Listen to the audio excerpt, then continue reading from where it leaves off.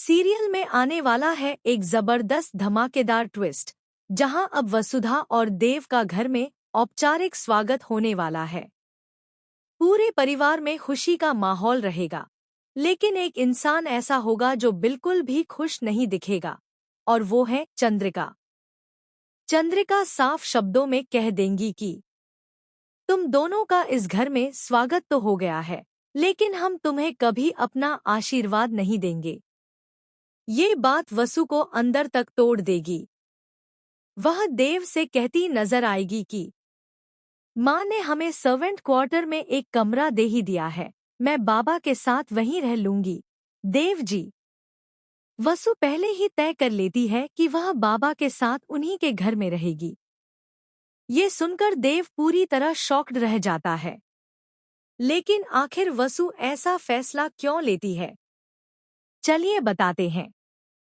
और हाँ, अगर आपने अभी तक हमारे चैनल को सब्सक्राइब नहीं किया है, तो अभी कर लीजिए। आने वाले एपिसोड में आप देखेंगे कि एक तरफ पूरा परिवार पहले काफी परेशान रहता है, लेकिन जैसे ही देव के बाबा साहब को होश आता है, माहौल पूरी तरह बदल जाता है।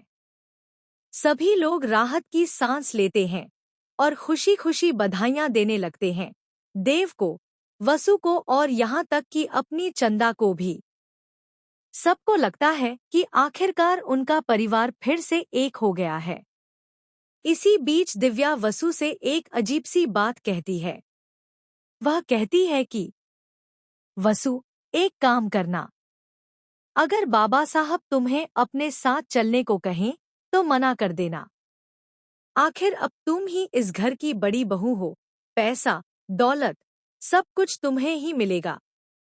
ये बात सुनकर वसु काफी परेशान हो जाती है। इसके बाद वसु देव के साथ घर लौट आती है। देव कहता है कि उन्हें बाबा साहब से मिलने उनके घर जाना चाहिए, लेकिन वसु साफ इनकार कर देती है। वह कहती है कि नहीं देव जी, अब बाबा साहब ठीक हैं, और वैसे भी उन्होंने हमें बुलाया नहीं है।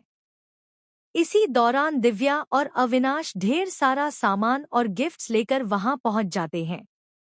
ये गिफ्ट्स चंद्रिका यानी चंदा की तरफ से भेजे गए होते हैं, और साथ ही हुकुमसा की ओर से भी कई चीजें आती हैं। इतने सारे गिफ्ट्स देखकर वसु पूरी तरह शॉक्ड रह जाती है।